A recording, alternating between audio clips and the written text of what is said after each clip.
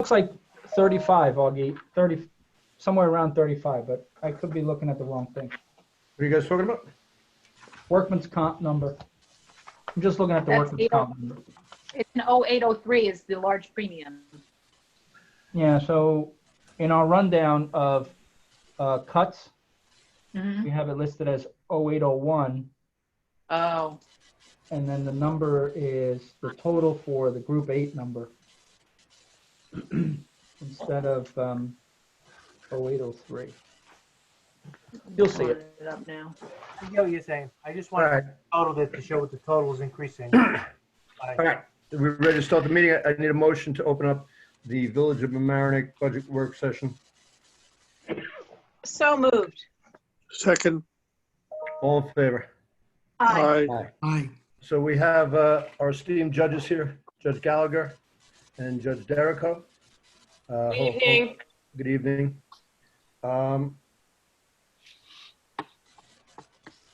Jerry, you want to go through the budget with us?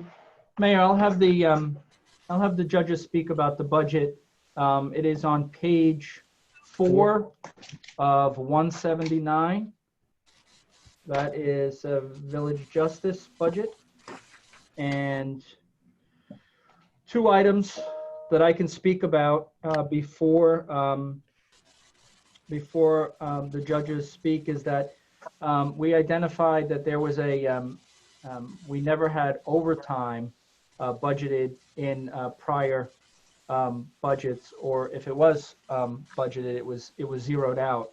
But as you know, the Board of Trustees, I've provided a couple of memos on overtime and who gets the overtime and in regards to department heads, but also I was alerted this year, because it's my first year, that a lot of times, or throughout the year, that staff is brought in on weekends in order to handle the needs of the judges, mostly arraignments and other things. So we had to put something in there for that. We put in $2,500 for that, and then we had an increase in the audit on the contract services for O'Connor's Davies, an increase of about $5,600. Those are the major items and changes to the village justice budget. Is the O'Connor Davies thing a one-time thing, or is that a recurring? That's recurring. That's the new fee. Yeah, that's the new fee for the court audit. The court audit is separate from, in their quote, from the total audit that we had. Yes. Yeah. Last year was all budgeted in the 1325 account. So we just broke it out so you could see Correct. which portion of it went to the court. Right. Okay. Jerry, did you have anything else? So Now, it didn't raise the overall fee, or overall cost of the audit. It just is allocating it within a Yeah. different. Exactly. We Yeah. reduced one on the court side. Yep. Exactly. Thanks. nothing else, Mayor. Those are the only 2 items that I wanted to point out for the board. Okay, judges? Your Okay, show. it's Dan Gallagher, and thank you all for having us on. We usually do this in person in the courtroom, and I'll try and give you a little bit of a brief introduction as we usually do. The court, we operate sort of quietly on our own with the support of the village manager, and so we like to just observe that we think that we run a very efficient and pretty much a bare bones operation. If you look through the budget, there's not a whole lot of areas for discretionary spending, but we are a very busy court. As we've noted in the past, we're up to being the 5th busiest court measured by revenue of the 35 Westchester town and village courts. And our staff remains pretty much static, as it has for about 20 years, long before my time. This is now my 12th year. We have a staff of 4 full-time clerks, and we have a couple of part-time people. And we've been, up until the time of the start of the crisis, we were very, very busy. And I'd say we were pretty much pushed the limit. We are now working from home. Everybody's working remotely from home, and we're doing our best to catch up with things. But back in January, we, in an effort to support our staff, we did make a request for a fifth full-time employee as a junior employee, and we understand for reasons that we're all aware of that that particular position was put on hold. And we certainly, under these circumstances, don't feel it's appropriate to push for that. But we did see a need before the crisis, and we don't think that that need is going to go away anytime, but in the near future. But right now, our budget is essentially flat compared to last year. And so with that, I would just point out, you folks did receive a memo from us a few months ago detailing the changes in law. It's been a very, very busy year for all the courts in New York State, and that's no exception for the Village of Mamaroneck Justice Court, with the discovery law changes, with the bail changes, with the Tenant Reform Act changes. All of those things have changed, and in many ways have actually increased the burden on our staff. So we're not complaining. We're simply saying that we are managing things as well as we can, and we have the commitment of our staff to continue going forward. But with that said, I don't have a lot of things on the that I want to point out on the budget. The overtime, which is mentioned, that's largely because we have after-hours arraignments and weekend arraignments. Some of them are complicated, and we do carefully consider whether we bring our staff in or not. So we are not frivolous when it comes to overtime. I think there's a note of a reduction in postage. Jerry, I think we talked about that. Yep. Actual this year was $7,000. We're putting in for 4,500. We Yep. have control over that, and so we just suggest that you reconsider that particular number because we can't guess whether it's going to go up or down this year. We actually have more obligations to notify people under the new laws. Some of that will become virtual notification, email, the like, but I think that needs to shake out this year. Other than that, I think the budget's flat, and we appreciate the support we get from the village. I'd also point out that Jerry mentioned that there is an option or an opportunity to take advantage of some FEMA money that may allow us to enhance some of our electronic equipment in the court. And we certainly will work with Jerry to see if we can identify appropriate ways to obtain, that extra support. Yeah, Judge, I believe your department and the court, as they make the changes, is going to need some serious technological upgrades. And I hope, anyway. You think we should update beyond The rotary dial? Yeah, I think so. we're not quite that bad, but there are some things we can do to definitely improve things. So the cashier position, we'd like hopefully the board will reconsider that sometime the upcoming year. I might even be so bold as to ask if you might possibly put that on the budget, maybe for a portion of 2021 as something of a space saver, if we could revisit it in the new year, if things allow us to consider that. I don't know how the board feels about that, but perhaps that's probably the only ask that we would make. The only problem with that, Judge, is that if we did that, then it has to count toward a cap. Okay. The position, just so you're aware of, is a very junior cashier position. I think it calls for a maximum salary right now of about $50,000. So let's say we were to put it on for like the last quarter of this coming year, I guess we'd be talking about $12,000 or $13,000 in salary. I don't want to press this too hard. I think we have a need, but we also recognize the current circumstances. Thank you. We had run through some things with Jerry earlier, which was a very productive conversation. Just latching on to what Judge Gallagher said, we had systemic changes in the system in 2019, which we've been adapting to.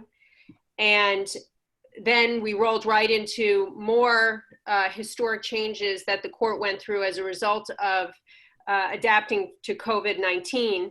And in fact, we drafted a protocol for virtual arraignments that Judge Gallagher presented to the administrative judge in the 9th JD, and they ended up using our prototype to be rolled out for the entire 9th JD, which is 5 counties.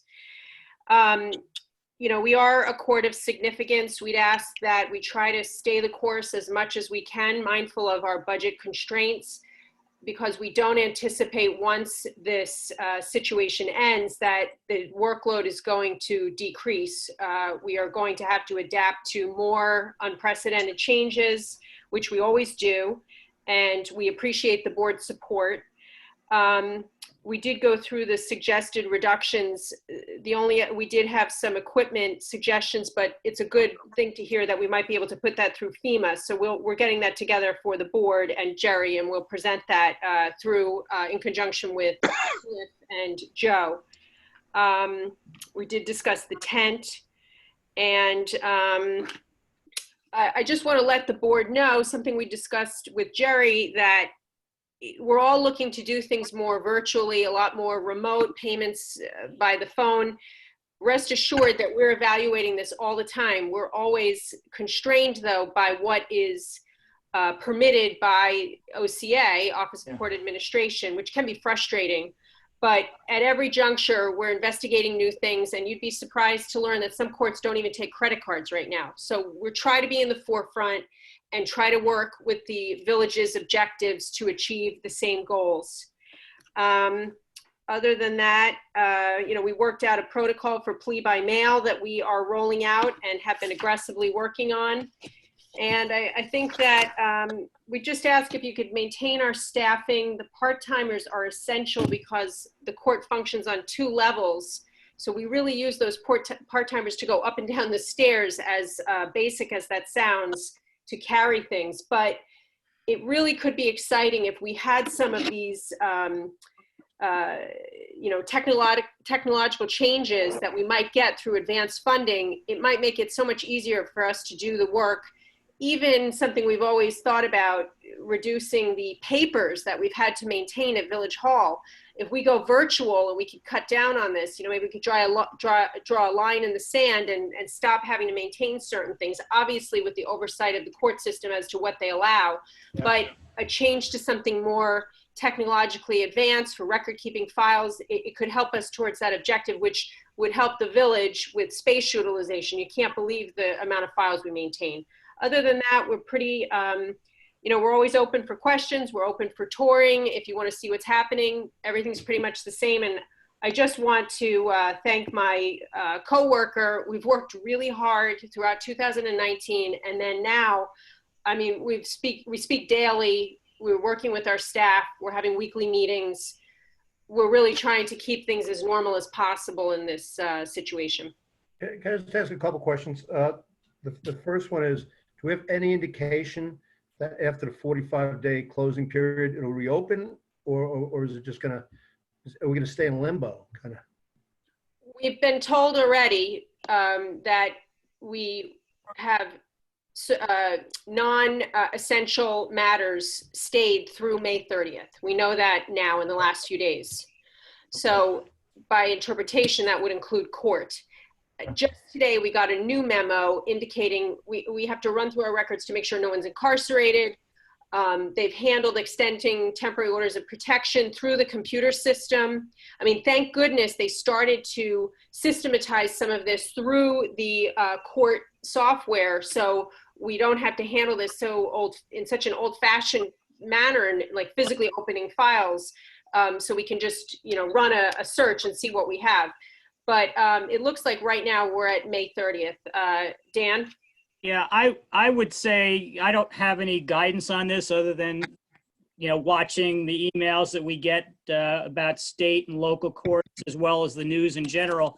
The May 30th was just a minimum date for us to adjourn. They actually said all cases have to be adjourned out beyond May 30th. So the way I read that is that we should not expect anything that appears to be back to normal well into June. And Tom, I suspect that we're going to have to do some protocols even when the courtroom reopens to the public that are not dissimilar from the ones we were contemplating before the shutdown. As we mentioned, setting up the tent to do sort of triage before people come into the courtroom. But we're trying to be ahead of the curve on this. We've both contacted attorneys that have open cases for them to be conferring with the ADAs so that we can hopefully resolve cases in advance, or at least when we're allowed to reduce the amount of traffic. Regards to the amount of traffic, since this was all started, has crime taken a bit of a holiday? Well, enforcement has. I don't know if crime has taken a holiday, but you could just imagine for law enforcement, just based upon the numbers we see in the news and what we may know from our, personal community, their interaction with the public exposes them. So, they have to worry about their own safety. And we've thought of that from day one. And, we've had some situations that have made it difficult. So it's, the cases we've been called in on are, difficult. They're major that we'd have to be called in. I don't think they're actively seeking interaction where it can be avoided. Okay. But I've also heard countywide that the system right now is that all arraignments have to happen during the daytime, weekdays, Monday through Friday. All arraignments have to go until 5 o'clock, have to be taken to White Plains. The local courts handle the after hours and the weekends. And I've heard that there are very few arraignments happening during the daytime up in White Plains. So the message there is that countywide, there are not a lot of crimes being, there are fewer arrests by far. Well, hopefully that's because there's fewer crimes. Let's hope. Yep. Well, they say that, I guess there was an article at Times a while ago saying that, both the victims and the criminals are more indoors these days. So maybe that's a reflection. Do we have to determine what the best course of action is when we do open the court again and we want to handle mitigation such as a tent, or has the OCA provided something like that? They don't really provide a lot of guidance. We don't know what they're going to do going forward. I had the first week of court once this happened, and I worked in conjunction with the police department, who basically, were very clear that they wanted to keep a 6-foot barrier. I think we're intelligent here. We're all reading the same science. We spread apart our chairs. Yeah. And we'll probably follow a similar protocol. And okay. I personally, for everyone involved, like the conferences being held out in the tent. Yeah. With that separation, they can even get a window in between. Yeah. And then we can let people in intervals. We also have really relied upon our regular attorneys who come into court to streamline the process. And they've been hit financially, business-wise, and they've really stepped up to the plate to help the judges with conferencing on matters that they're not even involved with, to help us with this flow, because obviously to have an attorney involved means the person is getting very clear information and getting their questions answered, and we can make sure that that the law is being properly adjudicated and not circumvented due to these emergency circumstances. As a practical matter, having a lawyer involved makes for much more efficiency in the process, fewer adjournments, the like. But spoken like a true lawyer. You have the right to remain silent. Anybody else have any questions for the judges? Yeah, I have a question. When you have a new hire, is it subject under the CSGA? Is it subject to the same union rules that we have or not? So in terms Dan, of- can we shelve that question? Can that be the first question that we discuss when we talk on April 27th? Is that okay? Sure. I mean, certain employees that does apply, certain don't. And I think maybe we could have a broader discussion when we meet in executive session. Sherry? Yes. So I think we're scheduled for April 27th to in executive session. So we'd be happy to elaborate on a lot of that stuff then. You are on the draft agenda, which is still a draft until Wednesday at noon. Okay. Thank you. I do have a question. This is Kelly. I want to thank you both judges for submitting what is really like a flat budget. I know that these are tough times, so I appreciate that you did that. Judge Gallagher, you mentioned that we are the 5th busiest justice court measured by revenue. Yes. What is the annual revenue of our court? Well, I don't have the 2019 numbers. Maybe Augie has them. I get my numbers from the controller's office. And so all I can give you is the numbers for 2018, which is the last date that they have, the last year, which was $1.6 million. The year before, I think it was at 1.7. I don't know what it is for 2019. But, you know, as I indicated in the memo that I sent out to you folks back in January, there's been a sort of linear incline, you know, over the past 10 years. I think 2008, we had $1.15 million. In 2018, we had 1.62. Okay, thank you. So we only mention those numbers not to say that there's a clear connection between our workload, you know, and revenues, but just to indicate, you know, that it's one of the few objective standards that we have to go by. Yeah, I appreciate that. Thank you. Yes.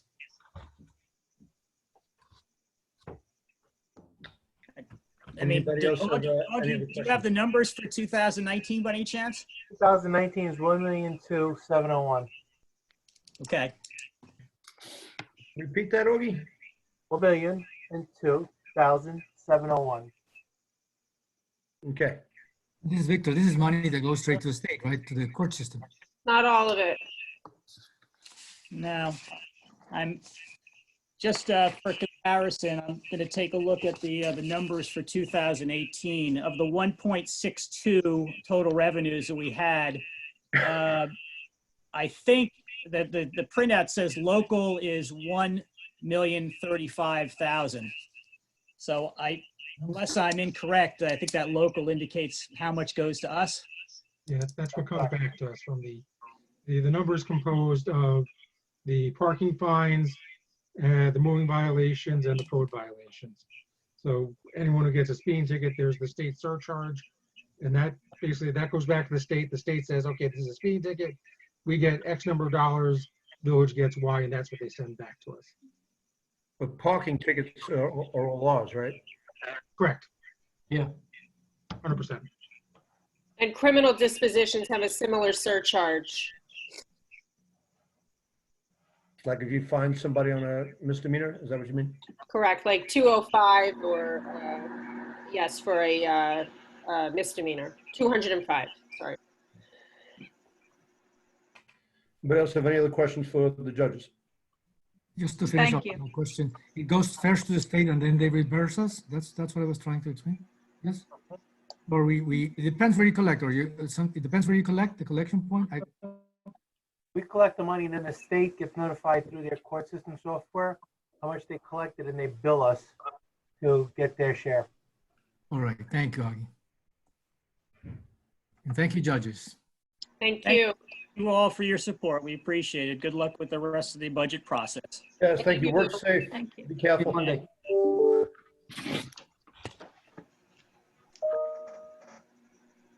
All right. Next up to bat is the building department. Yeah.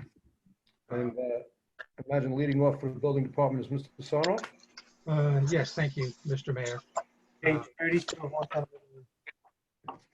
Dan, speak up clearer, please. I can't hear you. Sure, sorry about that. Well, one of the major differences between this year's budget and last year's budget is that now the planning, what was formerly the planning division of the building department, is now the planning department with their own budget. And Greg can speak to that a little bit. In looking at the planning, sorry, the building budget, which is A3620, we last year the budget was $1,192,582. With this year, with planning being segregated and becoming its own division, the new building department budget is $846,256. Subsequent to the preparation of the tentative budget, and as the COVID-19 public health crisis developed, we were tasked with finding additional savings. There were two areas we were able to find those savings. The first, which was a result of our issues with Acela, is we're not going to be paying $47,000 for the software next year. So we've eliminated that item.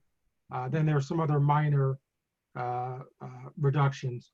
The other major change from last year to this year is, we're down a couple of FTEs. Rather than replacing 2 FTEs, we're going to look to hire one part-time code enforcement officer, one part-time assistant building inspector. So that this was planned before any of these requests to find savings was made. So this was already built into our budget. We're planning on $30,000 for a part-time code enforcement, $30,000 for a part-time assistant building inspector. Having that cost $60,000 if we had to replace them with 2 full-time equivalents. You're talking anywhere from $150,000 to $180,000 between salary and benefits. So this is a significant savings that was already built into the building department budget. Most of our budget is personnel related.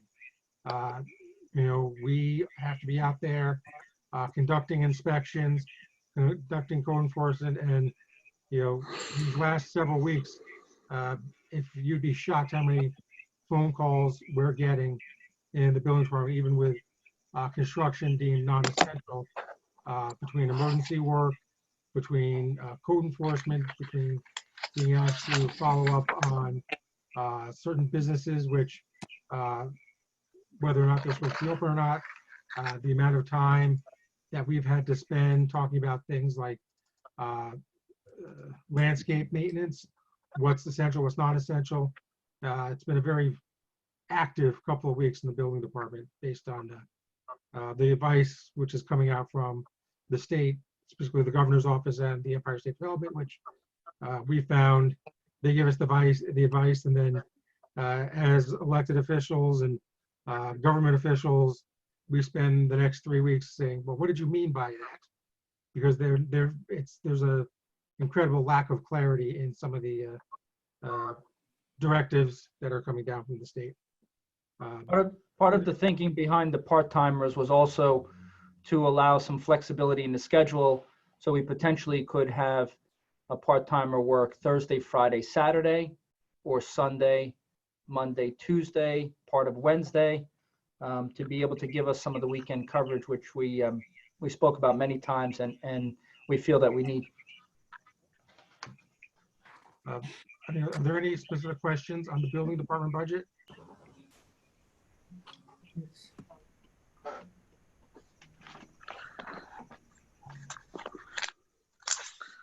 I guess one of the questions I have is I can't find the overtime line. Do we have an overtime? Yeah, there is an overtime line.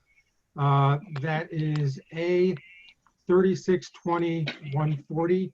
Dan, sorry, Dan, can we go by pages? And I really thank you for your introduction, and sure. All of what you're doing now. I know you're over the top. But the point is pages, or at least focus a little pinpoint to where we are in the budget, so that we can be. Your introduction was and update it. Yeah, I'm looking at what was posted with the agenda this afternoon. Augie, do you happen to have the page for? In budget, page 80. The bottom of page 80. Yep, and there's also 80/20, 140 for planning department. So last year, you see the number was $35,000. Most of that is used up by the planning staff. It had been the secretary of the land use board and also the assistant planner.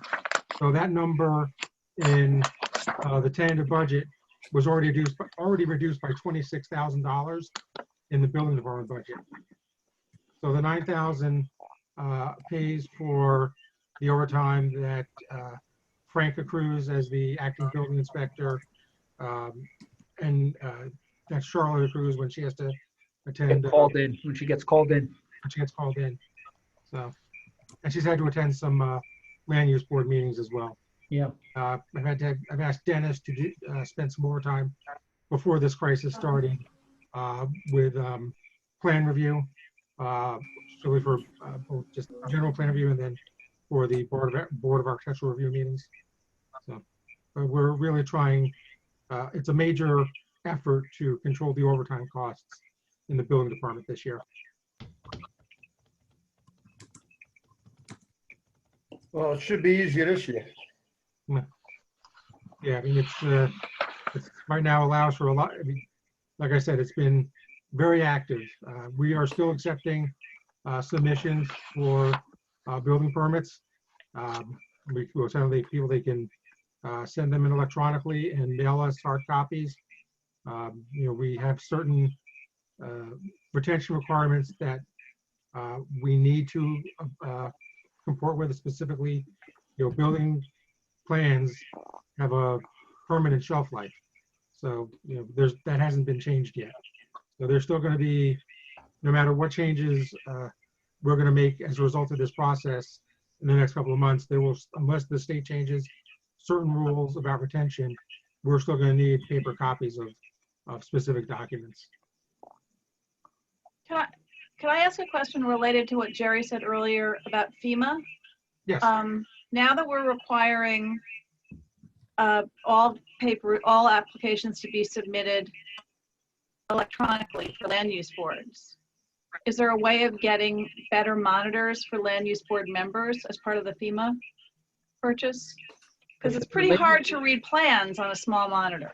Yeah. So if it's related to the response, it could be something that we can put in for reimbursement for FEMA. If it's something that we want to do as an upgrade to our courtroom or our dais, it may not be. No, well, I actually didn't mean the court. I meant just the building department, because now we're requiring applicants to submit everything electronically. Oh, okay. But it's kind of a burden for the land use board members to read them. Is there a way of making, just sort of using this transition to make that permanent and make it practical? What do you mean, more like bigger laptops or something? This is just a monitor, just one you could, because if you're trying to read plans on a laptop computer, it's pretty hard. I started thinking about when you try to FEMA. Are you talking about for the dais or for people to have at home? Well, for both. I mean, I would guess right now they're using them at home, but could they use them on the dais? Because if we were going to require these if we're going to require paperless, we are requiring paperless submissions. And that's going to probably be for the next 2 months at least, or longer. So could these monitors be used at home and then back in Village Hall? It's not for tonight. It's just one of the things that occurred to me when you talked about the FEMA purchases. Okay. Yeah, and one of the things that we've looked at in prior years is a plan table. They have digital plan tables that you can have installed.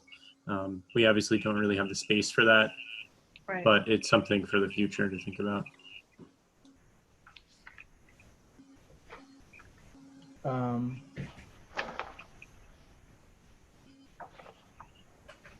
Jerry, you got something to say? Nope, I'm just looking through my notes. I did want to mention one item. In preparing for tonight, I looked at what the planning budget and the building department budget together, what they totaled prior to the tentative budget it was about a 4.86% spending increase. With the reductions that we've been requested to look at and propose to the manager, we were able to cut about 5.4% from our collective budgets. And again, as I'm sure Greg will mention, the majority of our budget is personnel. It's very little contractual service. Last year, is that what you're saying? Yeah, when you combine the building and planning budgets as compared to last year, it's based on the reductions we proposed. We were able to lower the budget by about 5.4%. And it's in large part due to not hiring an assistant planner or an intern for the time being. Yep. And Thank moving you, to Greg. part-timers. Yep. So, Janet, I just want to thank you for jumping into that department when there was a gap and working to, especially working on this budget. It's never easy, but I just want to thank you for going up there and doing a yeoman's service. I thank the staff for, just being as professional as they can be, and working as a group to, when some of these tough issues come up, to figure out how to best address it. And one question this is Victor. One question to wrap it up. When I see the document or the pages that were circulated this morning by Augie showing the revenues and also the expense, Yep. on 26, on 3620, I see four changes with officer fuels, software. Are those the changes, or are we talking more changes that I missed? I think the changes were, there was the $47,000 for Excella, which is coming out. I think there were a couple of other minor changes. I think we scaled back on auto repairs. Where we have two 2006 vehicles, which are. Yeah, I have it, Dan. Yeah, okay. There's a reduction. There's one reduction in salary, Yep. which will be discussed in executive. There's a fuel oil lubricants that was reduced by 1,500. Miscellaneous office supplies was reduced by 3,000, and then building department software, Acela, which was full reduction of 47,000. Victor. Okay, thank you. Sure, you're welcome. Thank you. Anybody else? That's my list. Thank you. Thank you. Nobody else? Greg is next if we're done with building. Sure. What's Greg's page number? Greg's all the way at the back. Page It's 150. 150, right. Yeah, don't get surprised by the percentage increase since last year. We managed to cut to 3,000%. Yeah. So Greg, if you just let me for a second. Sure. What the deuce? After talking to Greg about budget cuts, Greg suggested that we eliminate for this year the assistant planner, which is vacant now, but we eliminate the 53.3 for the assistant planner. We also had a line item for a part-timer / intern. We go back and forth on the term of 8,000, and then Greg also reduced miscellaneous equipment by 1,500 to $500. Those were the cuts that Greg and I discussed. Who knows how long ago it was? Every day is the same. And actually, I had a discussion with Dan Sarnoff earlier today about the budget, and there is potentially an opportunity for some reductions in the overtime because there will be no assistant planner, and they would have taken up some of that overtime budget. So we'd have to run some numbers to come up with a realistic reduction, but that's something we can look at. Yeah, let me know on that tomorrow. That'd be good. Greg, let me ask you a question. Yep. I realize this has to happen now, but what will not get done that could have gotten done if we had an assistant planner? So Since the moratorium's been over, things have kind of slowed down a bit in terms of demands on the planning department. So I don't think that much will not get done. I think it's some of the more long-term projects that have been in the queue for some time, like the water quality improvement plan, you know, hastening some of the other projects like the industrial area. You know, we're coming up to a close on the comprehensive plan. We're at the, you know, the last mile mark on that. So in my discussions with Jerry, we felt it was appropriate to cut that position for the time being. In terms of the land use functions, we're making do with the staff we have in terms of application review, in terms of, you know, seeker review. Everything essential is still adequately operating, and it has been since we lost the assistant planner. Okay. Thank you. Anybody else have any questions? Well, I do want to say thank you, Greg, because you had an assistant planner and you lost him, and you're saying you can do without him. And I mean, I appreciate that. The village appreciates it. It's just more work for you. And I just want to thank you. Thanks. Anybody else have any questions for our friend, Mr. Cutler? No, just to thank him and all the team organization he's doing, and thank you for keeping that running. I think very smoothly. I think I know you've done a lot on that front, so thank you for that.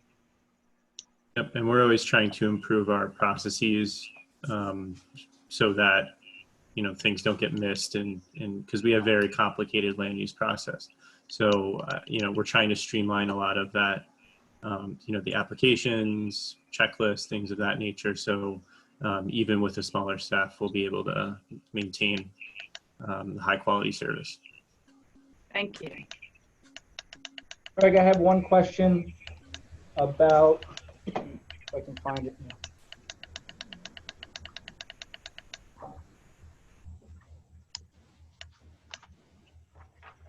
It was to get your CFM. Yep. We put that in here, right? Because now It's I in. can't find it. It should be under training.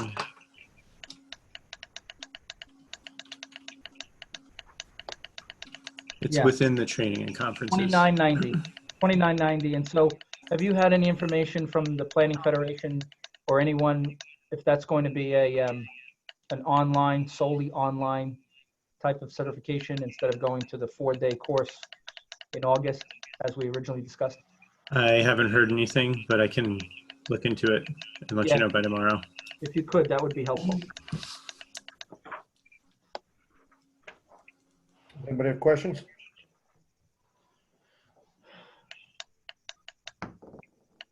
Hearing none. Greg, thank you very much for a job well done. Thank you for your work on PLLC.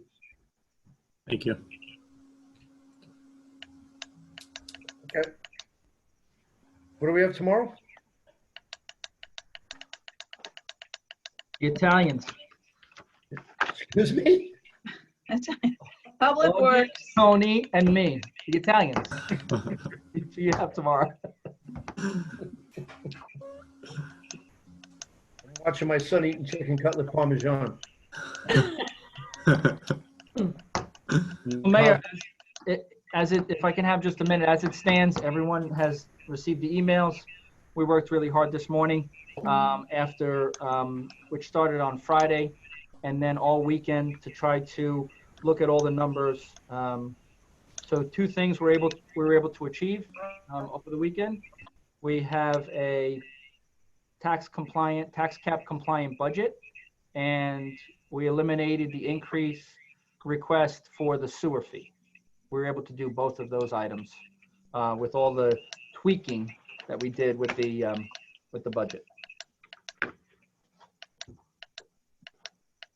You guys really did a great job. You did.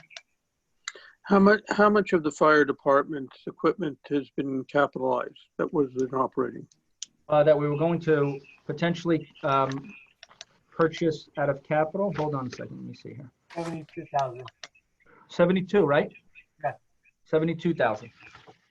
And just so the board knows, I had a discussion with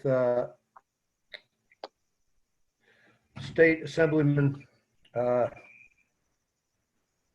Otis, and he asked for information about our fire department, because I talked to him, because he saw the email that I sent out about the budget condition, and he wanted to know what he could do to help, and he thought that he could get grants for the fire department for some of the stuff that we are capitalizing. Of course you can't, put prospective grants in the budget, but Steve is pretty good. When he says he thinks he can get something, he's pretty good at it. So keep your fingers crossed for that. Thanks a lot, Tom.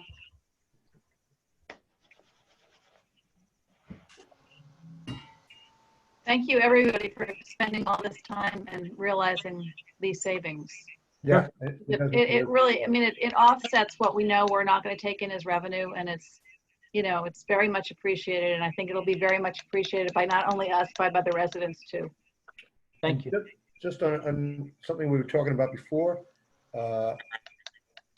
Congress is going to pass a law, that the next stimulus bill, and they are not going to do anything to help states and local municipalities. That's correct. No surprise, unfortunately, but So the cavalry ain't coming. nope. No. And it was in question. It was in question over the weekend, but today it became evident that that's not going to happen. So we're Well, on our own. I don't know how other municipalities are doing right now around us, but I think what you guys have done, Jerry, and your department heads, has been really remarkable. I mean, it honestly, it makes me want to weep, because I know everyone is sacrificing a lot. I didn't know that it could be done. I'm stunned.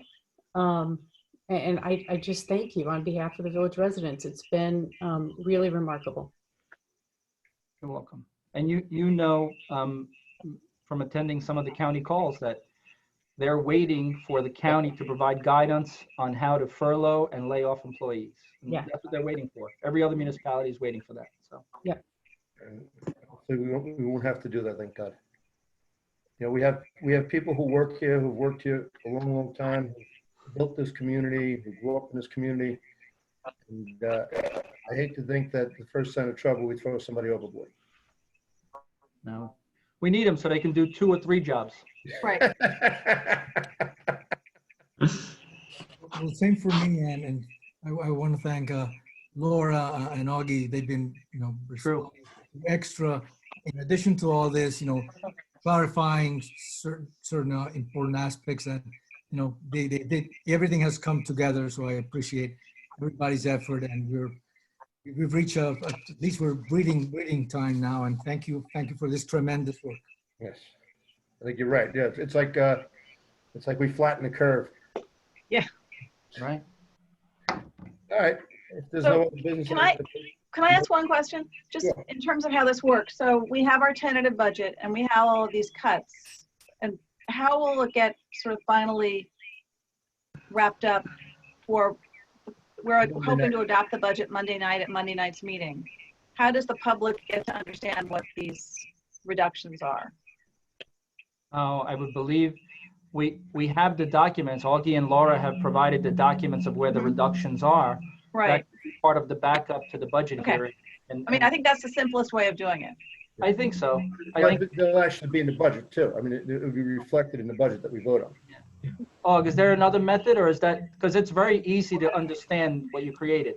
We're going to be putting out a 7-page budget resolution that lists out every adjustment that was made.